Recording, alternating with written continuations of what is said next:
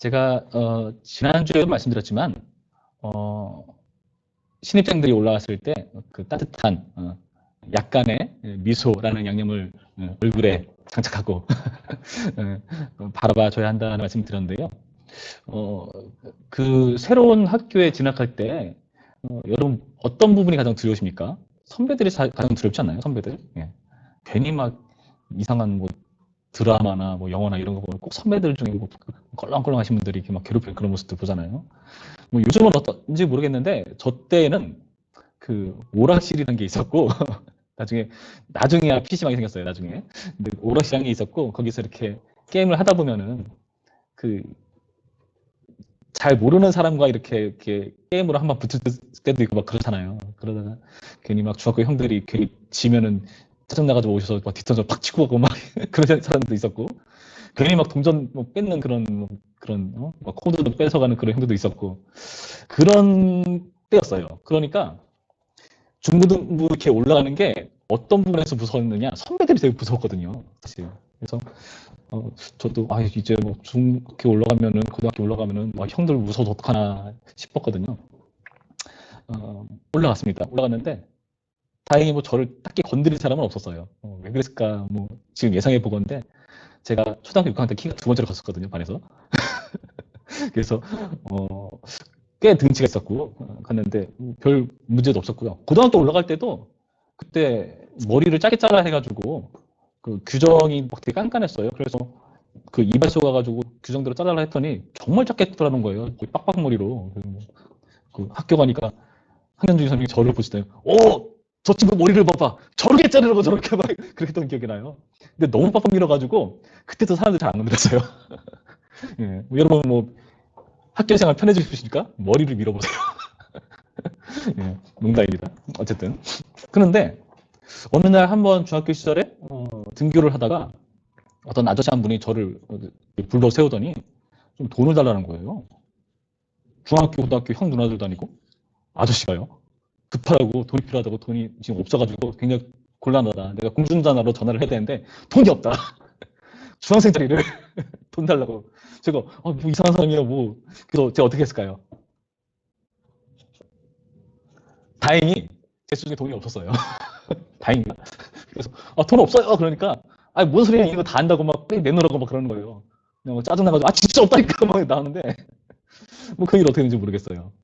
여러분 이런 황당하고 당황스러운 사람들 그런 경우도 있습니다. 여러분 괜히 알도 못한데 와가지고 막 도를 하십니까? 요즘은 있는지 모르겠어요. 저는 되게 많이 붙들려서요. 괜히 와가지고 인상이 범상치 않다. 당신 나는 일로 와보라. 나는 차 좀 마시면서 고에 대해서 얘기하면서 그런 사람 꽤 많이 만났습니다. 그런데 우리가 오늘 그 본문에서도 굉장히 당혹스러운 어떤 접근이랄까요? 그런 접근을 하는 분이 계십니다. 예수님이세요. 예수님께서 한 여자에게 접근하시는데 이게 좀 당혹스러운 접근이었어요. 왜 그런가 하니 예수님께서 그 유대 지역, 그러니까 이스라엘에서 지금으로 따진다면은 중심 지역이에요. 유대 지역이. 실제로 그 지도상에서도 가운데쯤에 있고 뭐 우리나라로 따진다면 핫한 뭐 서울특별시 정도가 되겠네요. 거기서 이렇게 활동을 하시다가 바리새인들의 그런 그 핍박 그런 것들을 염두에 두셨는지 잠시 갈릴리로 물러나십니다. 갈릴리는 어디에 있느냐? 북쪽 끝쪽에 있어요. 거의 끝 무렵에. 갈릴리는 예수님이 태어나신 곳은 아니고 예수님 고향이잖아요. 그래서 거기에 계시다가 베들레헴으로 와서 나오셨으니까 갈릴리로 돌아가시는데 그 갈릴리로 가는 과정 중에서 중간에 통과해야 되는 지역이 있습니다. 거기가 어디냐 하면은 바로 사마리아라고 불리는 지역이에요. 자, 유대에서 그 갈릴리로 갔는데 사마리아를 통과하시는 거죠. 근데 사마리아를 지나시다가 굉장히 힘이 드셨나 봐요. 사마리아의 수가 성이라고 하는 곳에서 한 우물 곁에 앉으십니다. 근데 어떻게 표현하고 있는가 하면은 볼까요? 6절 말씀 보면 이렇게 돼 있죠. 거기 또 야곱의 우물이 있더라. 예수께서 길 가시다가 피곤하여 우물 곁에 그대로 앉으시니 때가 6시쯤 되었더라. 예수님께서 피곤하시다라는 표현을 하잖아요. 여러분 왜 피곤하셨을까요? 오래 걸어서 피곤한 거 당연히 있겠죠. 그렇게 오래 걸어서 피곤한 것도 있고 또 어떤 것도 있을까요? 여기 보니까 6시쯤 되었다고 말을 하잖아요. 6시. 여기 나타난 6시는 우리가 생각하는 그 6시라는 시간과는 좀 다릅니다. 이 사람들이 세웠던 시간은 그것과 달라요. 여기서 말하는 몇 시를 계산해 보면은 정오입니다. 정오. 그러니까 12시, 낮 12시 해가 쨍쨍 내리쬐는 아주 덥고 힘든 때였어요.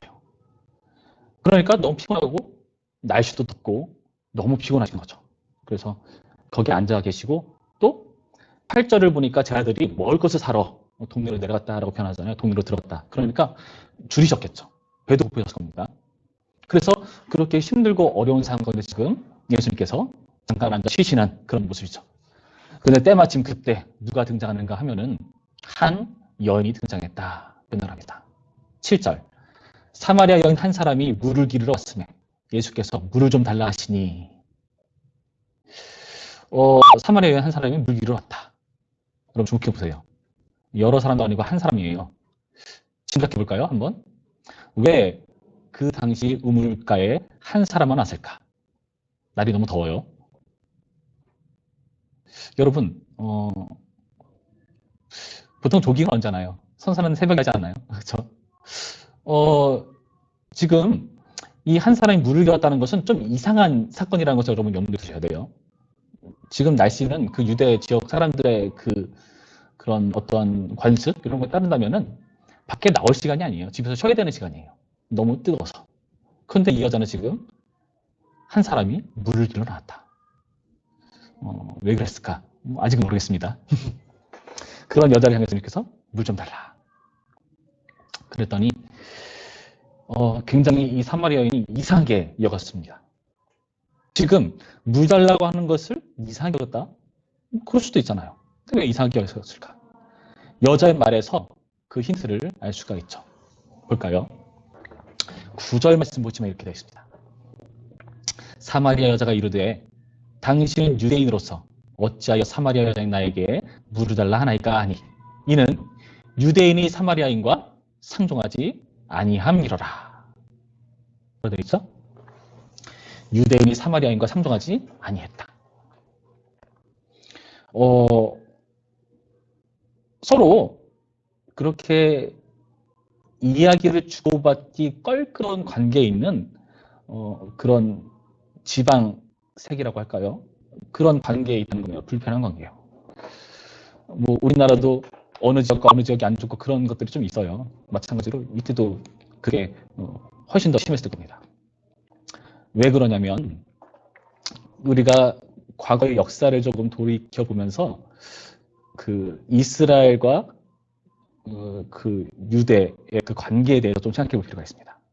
자, 솔로몬에게 아들이 태어났습니다. 솔로몬의 아들 누굴까요?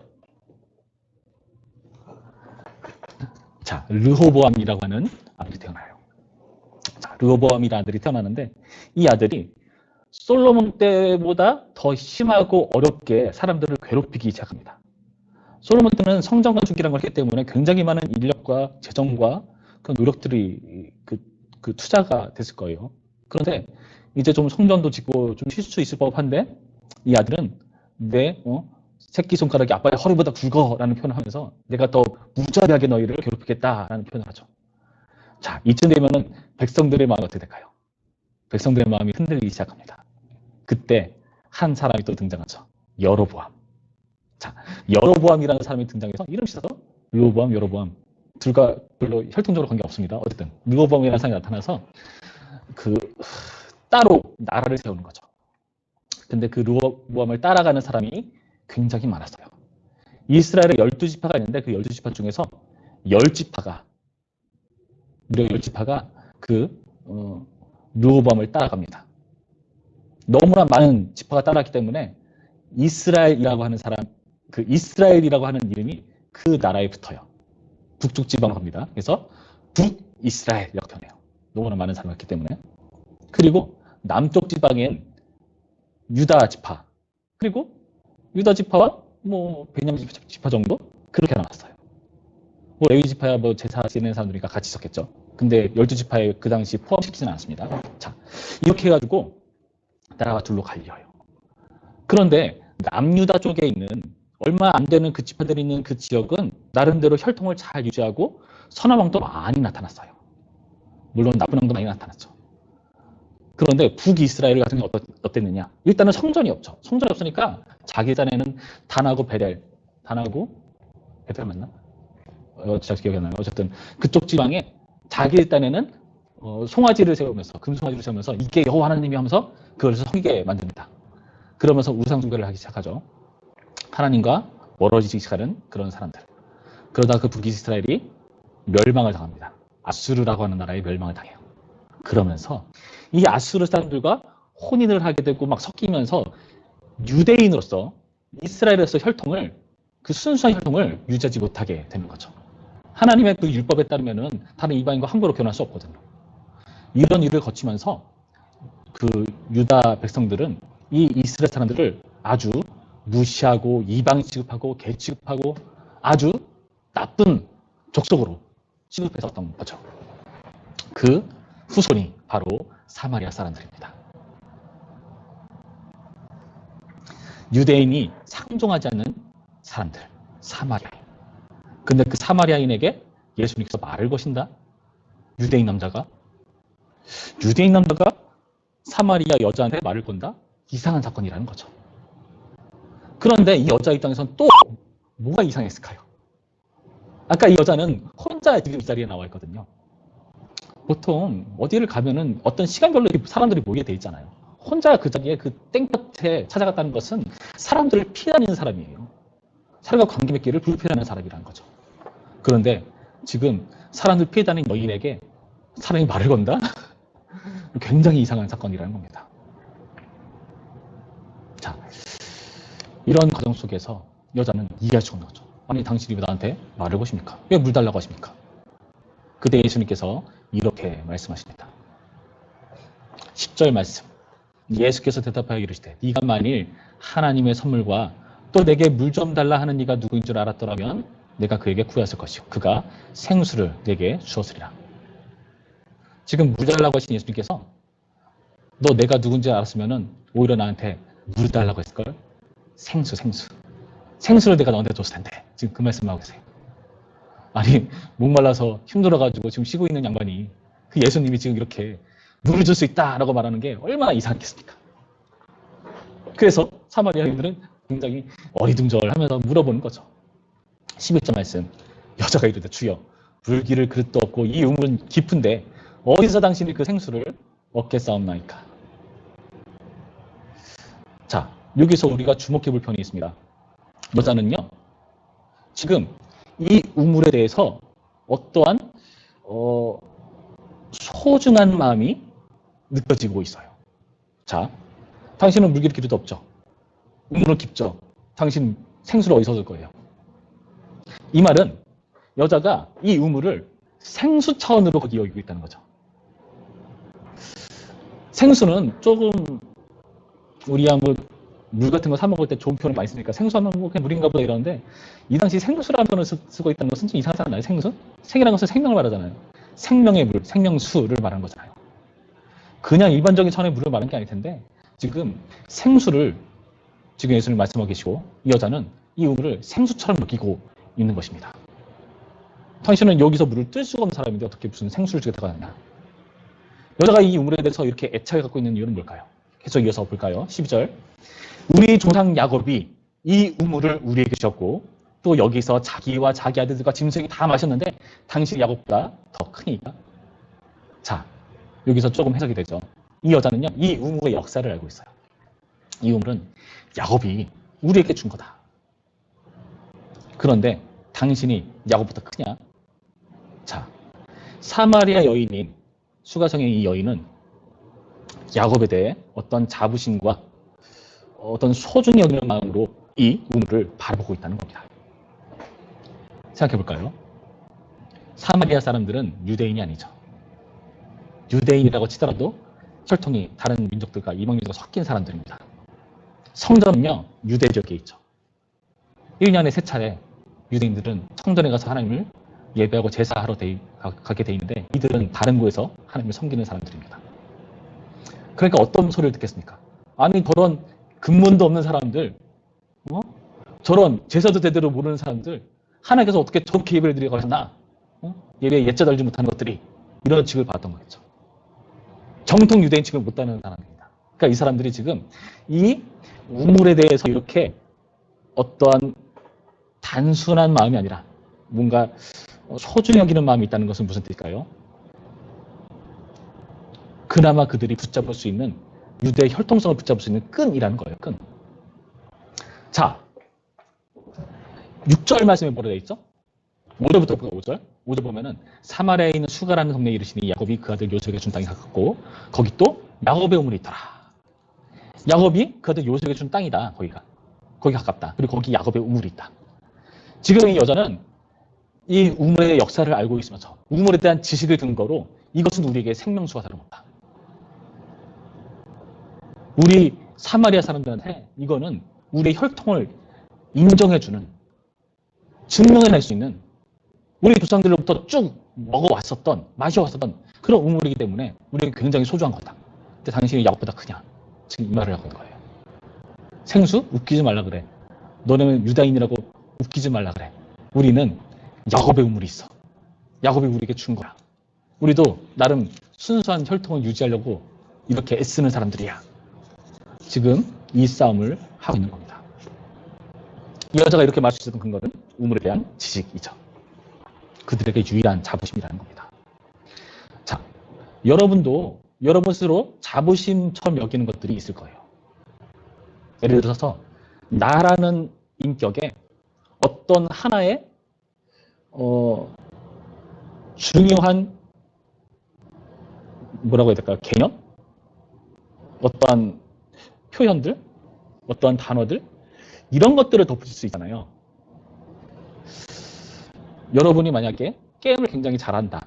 게임을 진짜 잘하는 친구다. 그러면은 아마 게임 속 온라인 세상에서 여러분은 지금과 다를 겁니다.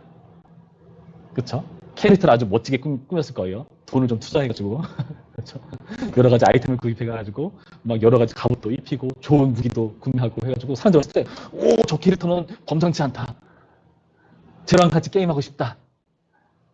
게임 속에서 나는 굉장히 우러러울 만한 대상. 사람들이 되게 존중하는, 멋지게 바라보는 그런 세상들. 여러분이 자부심 여기는 것, 그런 거 있지 않으십니까? 또 어떤 친구는 인스타그램에 사진들 막 찍어 올리겠죠. 저는 인스타그램의 사진을 믿지 않습니다. 여러분 믿으시나요? 거기 나온 사진을 믿는다면은 우리나라 사람 대부분들은 일을 안 해요. 맨날 여행만 다니고 맛있는 거 먹고 그런 사람들일 거예요. 그렇죠? 그 인스타그램 사진은 건 뭘까요? 자신의 나쁜 것들은 다 걸러내고 남들한테 자랑하고 싶은 것만 이렇게 올리는 거죠. 그렇게 열심히 자기의 계정을 멋지게 꾸미는 거죠. 멋진 나의 모습으로 포장하는 겁니다. 그게 여러분의 자부심입니까? 이 여인에게는 이 우물물이 그런 자부심이었어요. 사마리아의 혈통성을 붙잡을 수 있는 자부심. 그리고 자신은 목마르고 힘들지만은 사람들 피다닐 만큼 굉장히 소극적이고 자신 없어 하는 자기 인생이지만 그러나 이 물에서 내가 물을 마시고 생명을 누릴 수 있다라고 하는 자부심을 가지고 있습니다. 여러분에게 그런 건 뭡니까? 혹시 뭐 유튜브 하시는 분 있습니까? 좋아요에 목매고 있습니까? 조회수가 안 나오면 속상하십니까? 그러한 우리가 추구하는 우리의 자부심 여기는 것들 여러분 생각해 보셔야 되는 거죠. 그러나 예수님은 무엇이라 말씀하실까요? 그 여자의 그 우물에 대해서 뭐라고 말씀하시는가? 11절 말씀, 13절 말씀 볼까요? 이렇게 되어 있습니다. 13절, 예수께서 대답하여 이르시되 이 물을 마시는 자마다 다시 목마르려니와 내가 주는 물을 마신 자는 영원히 목마르지 아니하리니 내가 주는 물은 그 속에서 영생하도록 솟아나는 샘물이 되리라. 예수님의 말씀은 분명합니다. 너 그 야곱의 우물 네가 자랑스럽게 여기고 자부심으로 여겨왔었고 네가 끝까지 붙잡고 있는 그 우물이 너에게 목마르지 않게 할 수 있는 생수라고 생각하냐? 여러분이 자부심을 여기는 여러분이 추구했었던 중요한 것들, 아까 말했던 뭐 SNS 세상이라던가 게임, 사람들의 관심과 좋아요, 그런 것들이 너에게 뭔가를 채워줄 거라 생각하냐? 여러분의 연예인들 그렇게 마약들을 많이 할까요? 안 채워지거든요. 그런 것들로. 오히려 더 목마르거든요. 어저께 제가 피자를 한 번 시켜 먹습니다. 그동안 특세 기간 동안에 제가 교회에서 살다 보니까 아내가 아이를 케어하면서 집에서 이렇게 버티기가 쉽지가 않잖아요. 그래서 그날은 집에 가면서 뭘 요리야 그냥 시켜 먹자 그래가지고 피자를 시켜 먹었어요. 스프라이트 사이다 같이 오더군요. 그 사이다를 먹으면 시원하죠. 느끼함이 가시는 것 같죠.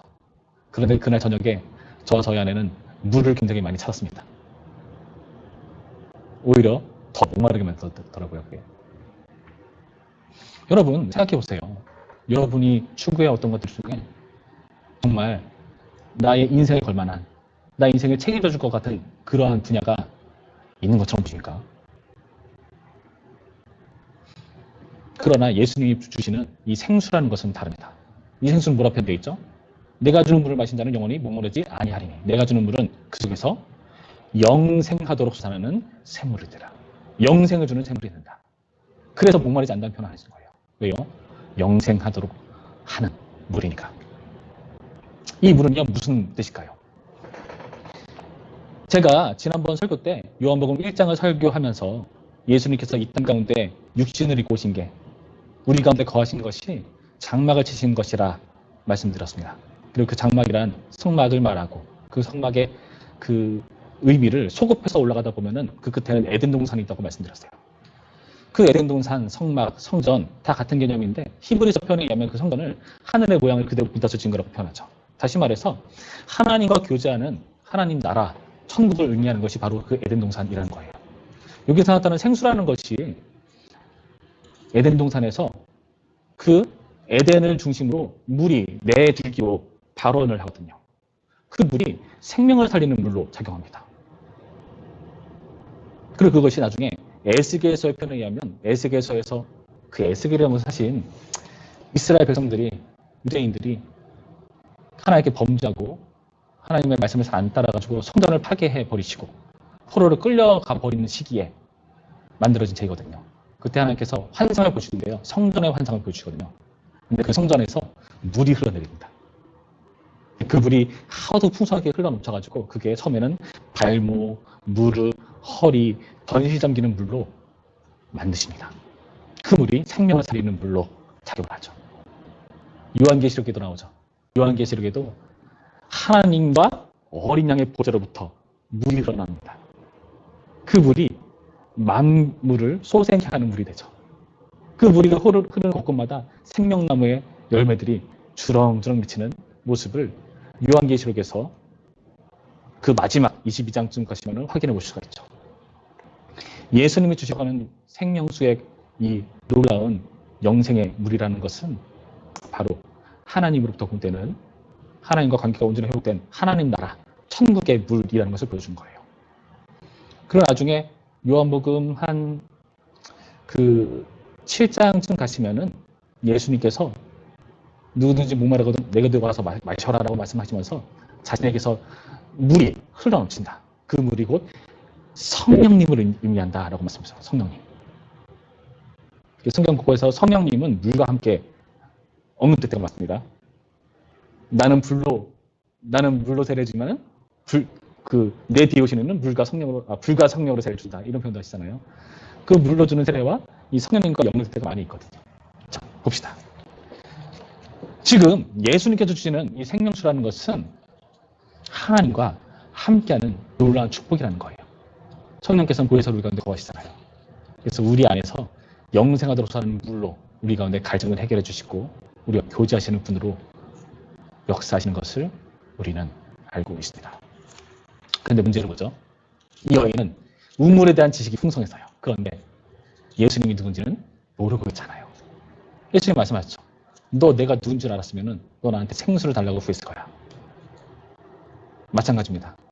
우리가 전도를 갔다 오는 게 뭐냐? 사람들은 예수님 모르거든요. 물론 그래서 전도를 나가는 건데 예수님 모르니까 말이 안 통해요. 내가 하면 하고 받아쳐야 되는데 하면은 뭐야 하고 받아치잖아요. 난처하죠. 못 알아보는데 어쩌시겠습니까? 빛이 어디에 붙었는데 어둠이 깨닫지 못했다. 각 사람에게 이 빛을 비춰줬는데 이 생명의 빛을 비춰줬는데 사람들이 깨닫지 못하고 알지 못하고 오히려 거절하는 모습들. 그래서 예수님께서 말씀 육신되어 우리 가운데 거하신 것이고 그분으로 말미암아 아버지의 독생자의 충만한 그 풍성한 영광을 확인할 수가 있게 된 것입니다. 독생자가 그 하나님의 영광을 보시는 거거든요. 예수님께서 우리가 이렇게 오셨다는 게 그렇게 풍성한 의미가 있습니다. 예수님을 모르는데요? 어떡하죠? 저 예수님에 대해서 알지 못하는데요? 어떡합니까? 그런 자들에게 주님께서 오셔서 자신을 계시하시는 것이죠. 이 사마리아 여인에게 그랬던 것처럼요. 예수님께서는 지금 유대 지역을 떠나서 갈릴리 지방으로 가시는 과정이라고 말씀드렸습니다. 그 과정 가운데 사마리아를 통과하셨습니다. 내비게이션에 최단 거리를 딱 찍으면은 사마리아를 지날 수밖에 없거든요. 그런데 이상합니다. 많은 사람들은 최단 거리인데 그 사마리아를 지나가지 않아요. 왜요? 유대인들에게 사마리아인은 껄끄러운 대상이니까, 불편한 대상이니까. 그리고 지나가면은 고생해야 되거든요. 덥고 피곤하고 줄이고 이런 고생길이거든요. 어떻게 합니까? 사람들이 돌아가죠.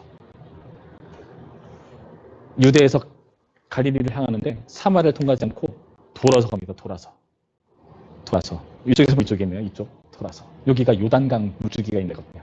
요단강 쪽을 이렇게 해서 먼 길을 돌아서 가는 겁니다. 왜요? 사마리아가 싫으니까. 그리고 지나가면 여기 요단강이잖아요. 자, 지금 이런 분위기 속에서 다들 여기로 가는 분위기 속에서 예수님은 지금 굳이 의도적으로 사마리아를 통과하시는 분으로 나타나고 계십니다. 여러분, 이게 우리에게 은혜예요. 우리가 껄끄러운 대상 향해 나아가는 것이 굉장히 용기가 필요하고 힘든 일이잖아요. 그리고 사실 딱 가가지고 잘 되면 좋잖아요. 근데 잘 될 게 예상이 되나요? 왜 용기가 필요합니까? 잘 되지 않을 수도 있다는 것을 아니까. 그래서 두렵고 무서운 거잖아요. 예수님이 사마리아 간 길은요, 쉬운 길이 아니었어요. 줄이는 길이었고요. 목마른 길이었고요. 해가 땡땡 내리지는 피곤한 길이었습니다. 귀찮은 일이었어요. 우리가 주무로 예배드리는 거 귀찮은 일이에요. 컴퓨터를 켜야 되고 스마트폰을 건드려야 되고 줌 주소를 치고 들어와가지고 거기 굳이 비밀번호를 누르거나 대기해야 되고 얼굴 깨져서 보여주기 싫은데 얼굴을 공개해야 되고 귀찮은 일이에요.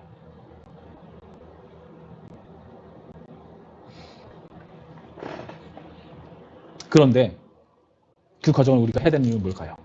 예수님이 우리를 위해서 그 과정을 걷겠습니까? 모든 사람에게 회피하는 길이었지만 예수님은 통과하셔야 되는 길이었다는 겁니다. 십자가가 예수님께서 반드시 지나가야 되는 고난의 단이었던 것처럼요. 그 과정이 필요하다는 겁니다. 예수님이 우리에게 그렇게 하셨으니까요. 그리고 우리 같은 못난 인생 주님께서 떠나지 않으시니까요. 성령님을 보내셔서 우리 가운데 그래서 성령께서 우리 가운데 거주하십니다. 그래서 우리가 이제 성전이에요. 성전. 예수님이 거하시니까. 하나님이 거하시니까. 전에 말씀드렸죠. 하나님의 임재가 그 성전됨을 좌우한다고요. 우리 가운데 하나님이 계시거든요. 그래서 우리가 성전이에요. 그래서 내가 있는 곳, 내가 가는 장소, 거기가 다 거룩한 장소가 되는 겁니다. 우리와 영원히 거하셔서 영생하도록 하는 물을 주시는 우리의 몸을 해결하시는 하나님으로 우리 가운데 나타나고 계시다는 거죠. 근데 우리는 그 하나님을 무시할 때가 많다는 것입니다. 그리고 그 하나님을 무시하니까 당연히 남들에 대해서도 그 예수님처럼 행하려 하지 않죠. 아, 귀찮은데요. 꼭 내가 해야 됩니까? 다른 사람 없나요? 그런 일들이 비일비재하게 생깁니다. 여러분, 제가 결혼하기 전에 지금의 아내와 연애를 꽤 오래 했어요. 올해 수년을 연애를 했는데 올해 사실 저의 성향은 집돌이거든요. 나가는 거 되게 싫어요. 그래서 막 챙겨 입고 막 그런 거 되게 귀찮아하고 나가는 것도 싫어하고 집에 있는 거 좋아하는데 연애를 하니까 그렇게 하면 안 되더라고요. 생각을 고쳐먹었습니다. 아, 연애를 하면은 내가 바뀌어야 된다. 어떻게 했을까요? 집돌이이기를 포기해서요.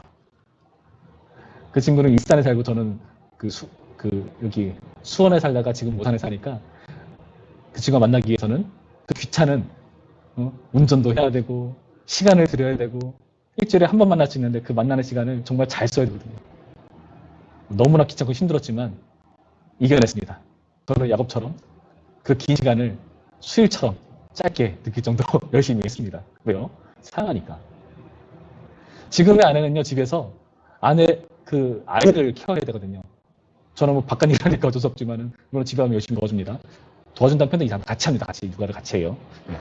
근데 그 아이를 주로 감당해야 될 수밖에 없는 상황까지 있으니까, 그 밖에 나가기 좋아하는, 좋은 데 가서 차도 마시고 바람도 쐬고 산책하는 거 좋아하는 이 아내가 집에만 붙어 있어요. 왜요? 사랑하니까 아이를. 그 감당하는 겁니다. 여러분, 감당은요, 사랑하기 때문에 할 수 있는 거예요. 그러니까 요즘 사람들은 사랑이라는 개념을 조금 이상하게 해석을 하더라고요. 헤어지는 이유가 뭐죠? 이혼하는 이유가 뭐죠? 성격차 때문에. 살아보니까 잘 안 맞던데요? 그러면은, 이렇게 보자. 우리가 결혼하기 전에 살아본 다음에 만나를 보고 나서 안 맞으면 헤어지면 되겠다. 얼마나 합리적이야. 그렇게 하는 사람들이 생겼더라고요. 여러분, 그거 사랑 아닙니다. 마음이 동한 거? 사랑의 아주 단편적인 부분만 여러분 알고 계신 거예요. 그것만을 사랑이라 말하는 게 아니에요. 사랑은요, 감당하는 거예요. 성경이 말하는 사람은요, 제일 처음 뭐라 시작하는지 아세요? 사랑은 오래 참고, 오래 참고. 그 말을 왜 할까요? 상대방이 나를 열받게 하거든요. 막 머리가 터질 것처럼 막 괴롭히거든요. 내가 참아야 되나? 확 그냥 기선제압 해버리가. 그거 사랑 아니라고 말합니다. 사랑은 오래 참는 거라고 말해요. 예수님은 우리를 사랑하셨습니다. 참고요, 견디었고요, 감당하셨습니다. 사마리아 여인과 상종하시기 위해서 찾아오신 예수님을 바라보시면서 여러분의 모습을 한번 들여다보시기 바랍니다. 전에 제가 말씀드렸죠. 내 주변에 이웃들에게 하는 게 곧 하나님께 하는 것과 동일한 것이다. 그래서 상대방이 하는 태도를 통해서 네가 많은 사람들이 거절하고 거부했던 그 예수님을 맞이할 수 있다, 모실 수 있다라는 표현을 제가 말씀드렸는데, 마찬가지입니다. 여러분, 오늘의 말씀을 통해서 과연 나는 하나님과 관계가 어떤지를 돌아보시기 바래요. 하나님과 관계를 되게 추상적으로, 신비적으로 생각하지 마세요. 구체적인 거예요. 당장 나와 함께하는 나의 가족들에게, 나와 마주하는 사람들에게 어떻게 하느냐가 주님께 하는 겁니다. 저는 화면은 껐지만 예수님을 예배하고 있는데요, 아니에요. 착각하지 마세요. 하나님을 예배한다는 것은 여러분의 생각대로 되는 게 아닙니다. 여러분 하나님을 사랑한다고 예배한다고 착각하시면 안 됩니다. 성경이 말씀한 방법대로 하는 게 사랑입니다. 나를 사랑하는 자는 아버지를 사랑하는 거다. 아버지의 말씀대로 하는 게 곧 사랑이다라고 말씀하시잖아요. 나보다 주여 주여 하는 자마다 다 천국 가라, 생각도 하지 말아라. 아버지의 뜻대로 하는 자라야 나를 사랑하는 자다. 여러분, 이 말씀을 여러분 가운데 새기시기 바랍니다. 불편한 것을 감다는 겁니다. 좋은 것만 하고 살 수 없어요. 그렇게 살 수 있는 게 여러분에게 복된 것 같지만 그렇지가 않아요. 오히려 여러분을 목마르게 만듭니다. 여러분의 시원한 갈증 해소를 이 사랑을 통해서 만나보시길, 경험해보시길 주님의 이름으로 축원합니다. 기도할까요? 우리 기도하실 때 이렇게 기도하죠. 하나님, 오늘의 말씀을 통해서 나에게 먼저 다가와 주신 그 예수님의 사랑을 생각해 봅니다. 주님, 우리는 새로운 학기, 새로운 학년, 새로운 학교, 새로운 반 편성될 때마다 두렵습니다. 또 다른 친구들과 관계를 해야 되는데 나를 미워하면 어떡하지? 나를 불편하면 어떡하지? 나와 대화를 안 해주면 어떡하지? 하나님, 그런 두려움이 있습니다. 그러나 주님, 이젠 그런 두려움 접고 예수님께서 우리에게 하셨듯이 우리가 먼저 다가갈 수 있도록 인도하여 주시옵소서.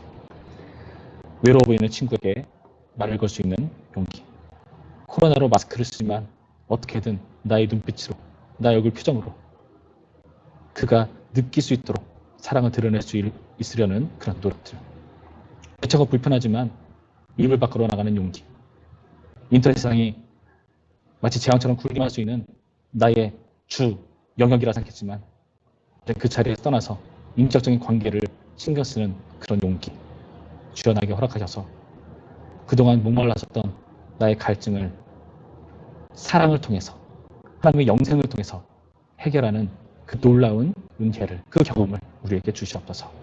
잠깐 기도하실까요? 기도합니다. 참 좋으신 하나님 감사드립니다. 주님께서 많은 사람들이 미워하고 싫어하고 왕따시키는 사마리아의 수가 한 여인, 그와 상종하신 모습을 바라보면서 그 모습이 다름 아닌 우리의 모습이라는 것을 생각해 봅니다. 우리의 목마름을 아시는 주님, 엉뚱한 것에서 나의 갈증을 해결하려고 정말 치열하게 몸부림치지만 아둥바둥거리지만 주님 우리에게 찾아오셔서 그게 아니라고 말씀하시고 내가 주는 생명수를 마시라고 말씀하시는 그 놀라운 하나님의 은혜와 사랑을 생각해 봅니다. 주님, 예수님을 만났고 우리의 삶이 변화되었습니다. 영생을 지원한 존재가 되었습니다. 그리고 이제 이쯤 와서 나의 주변을 돌아보게 하여 주시옵소서. 예수님 필요한 사람이 없는지, 진정한 사랑에 목말라는 사람은 없는지, 나처럼 힘들고 어려워하는, 나처럼 괴롭고 외로웠었던 사람은 없는지, 그래서 나에게 하신 그 예수님의 사랑을 생각하며 그들에게 그 예수님의 사랑을 전해주고 보여줄 수 있는 통로로 우리를 사용하시고 역사해 주시옵소서. 우리 중고등부 모임이 그 주님의 풍성한 사랑 안에서 목마르지 않고 풍성한 영생을 누리는 선과 함께 동역하는 중고등부 될 수 있도록 역사하시고 함께하여 주시옵소서. 이제는 우리 주 예수 그리스도의 은혜와 하나님의 사랑과 성령의 교통하심이 우리와 상동하시고 우리에게 풍성한 영생을 주신 하나님의 은혜를 생각하며 그 은혜를 증거하고 전함으로써 풍성한 사랑의 영생수를 누리기로 결단하는 우리 모든 중고등부 학생들과 선생님들과 온 교회 가운데에 이제로부터 영원토록 함께 있을지어다. 아멘.